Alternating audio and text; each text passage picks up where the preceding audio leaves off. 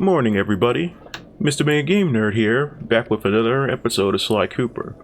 And today we are going to be finishing episode 6 with Hive. Some of you may have noticed that I didn't upload a Mega Game Nerd pickup episode for January.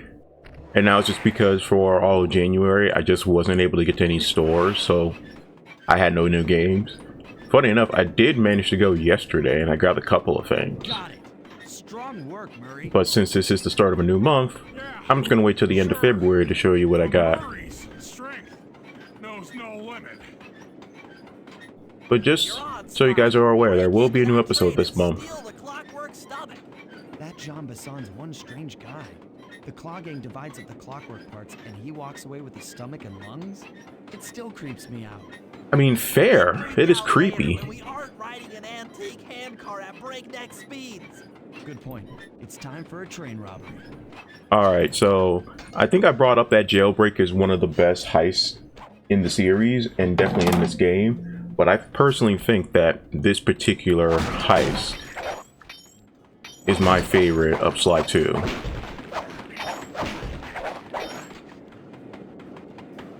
Okay.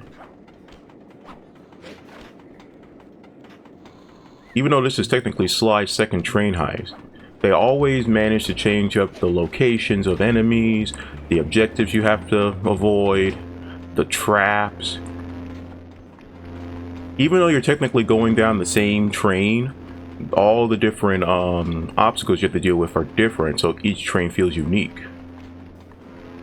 Again, it is a shame that Murray does not get his own train to rob, especially since there are 3 of them. And look, John Bison is here. Ain't nobody getting past me. That there Clockwork stomach is as safe as a snowman in winter. I'd like to meet the varmint that's been looting my iron horse. By the way, you don't even have to hide behind the pillars or anything. For some reason, he can't see you outside these windows.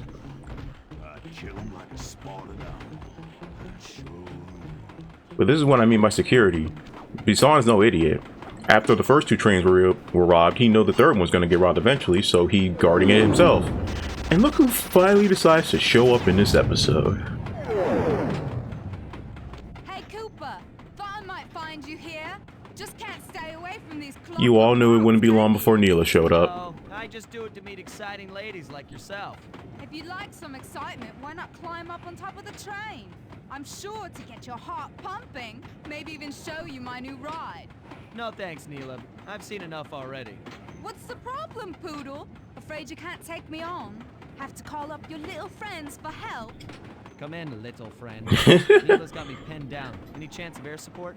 I'm pretty sure other than episodes 1 and 4, Neela has played some sort of role in every operation, whether directly or not. What in blazes? Alright, little RC friend. This should be a quick bit of destruction. But this is why we needed the new RC abilities to have a boss fight with Neela. Yes, Neela is the boss fight of this chapter. We don't fight Bison yet. But like I said before in the Bentley mission, it is much more effective to just rapid fire the square button rather than holding it down.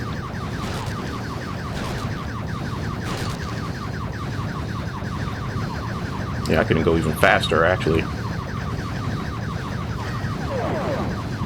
Yeah, the hardest part about the Neela fight is just dodging some of these lasers that she has.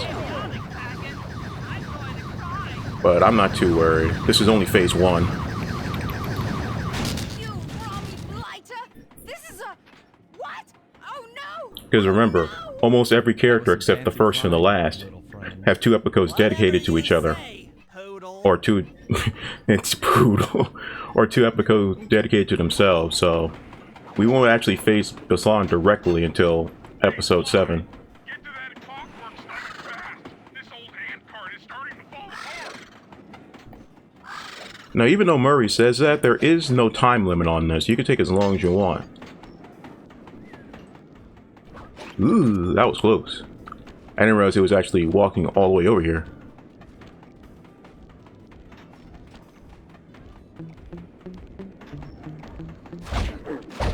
Lure him away. I'm so glad that still works. Alright, wait for him to fall back asleep.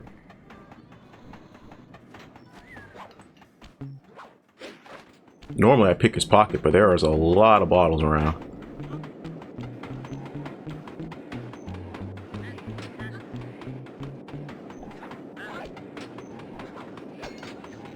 Now this is some insane acrobatics right here.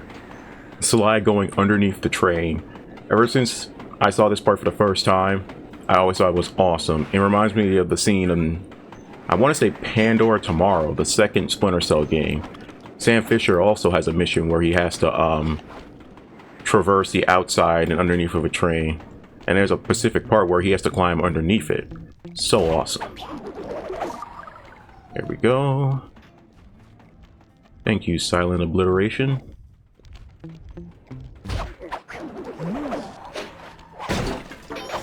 Now I have all these barrels to break. But yeah, I was bringing this up earlier. All these barrels have the Claw Gang logo on them. This is where John Bison keeps all the spice. See, you can see it on the ground now that I opened up all the crates. That's spice that's being disintegrated right now. So right now, Sly Cooper is helping fight drugs. Who knew that Sly Cooper would be like the best mascot for the war on drugs? Ooh, shoot.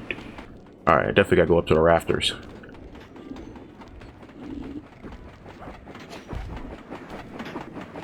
Yep. Alright, I made it. Never thought I'd see the day when his stomach got turned into a tool of evil. I know, Murray. Looks I like know. Bassan's wised up and bolted the stomach down.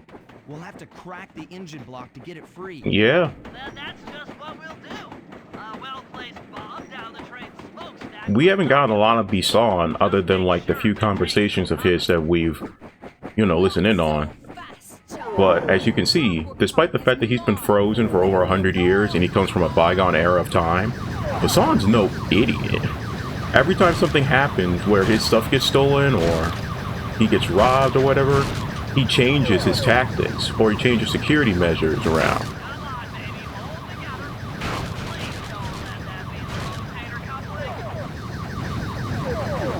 Alright, now she's gonna go below me, so I have to drop bombs to hurt her now.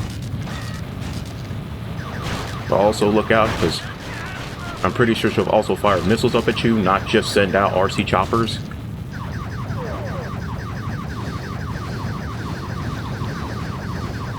Come on. Ooh.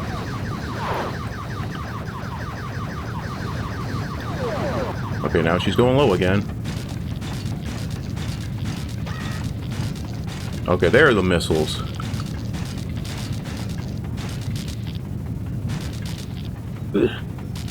Ooh. Ooh.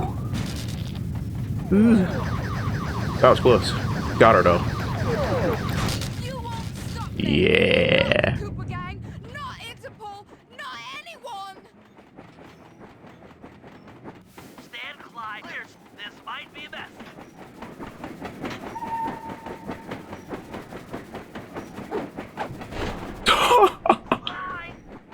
That part always confused me. I thought he was gonna just drop a bomb down the engine block, not dive bomb his chopper into it. I've got an upset stomach on my hands, but other than that, I feel great. Sly, that was a horrible joke.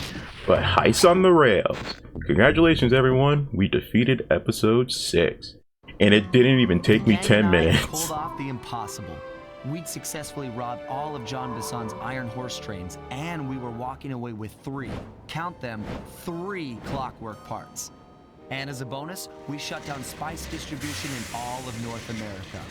Needless to say, we were pretty pleased with ourselves. Can't say the same for Carmelita. Once again, the framed policewoman had to run from the cops, which was fun at first, but I'm starting to feel a little sorry for her. I mean, what if they replace Carmelita with someone else? I don't want another cop on my tail. She's a big part of why this is all fun. Sooner or later, I'm gonna have to figure out a way to clear her name. Some way other than turning myself in. This is something I haven't really brought up much in the story, but the idea that Sly feels bad for Carmelita being on outs of Interpol, because like he described, They are on opposite sides of the law, obviously, but Sly deeply cares about her. And he knows that she cares about him, so... Despite, you know, their different ideologies, they still have a mutual respect for one another. Sly doesn't want to see her upset. But we'll see how all of that gets settled by the end of the game. But weirdly enough, all these other pictures have kind of made sense in terms of the enemies that we're encountering and stuff. But episode 7 is weird because we're going to be fighting Bison again. That's no secret. But the fact that Arpeggio is here and not episode 8 kind of gives you a little hint about what's going to happen in episode 8. Just going to let you guys know that. But as always, I appreciate all the love and support. Thank you guys for enjoying this series. I can't wait to come back to you guys next week with the start of episode 7. As always, take care of yourselves and your families. Love and respect one another. And I will see you guys in the next video. Peace.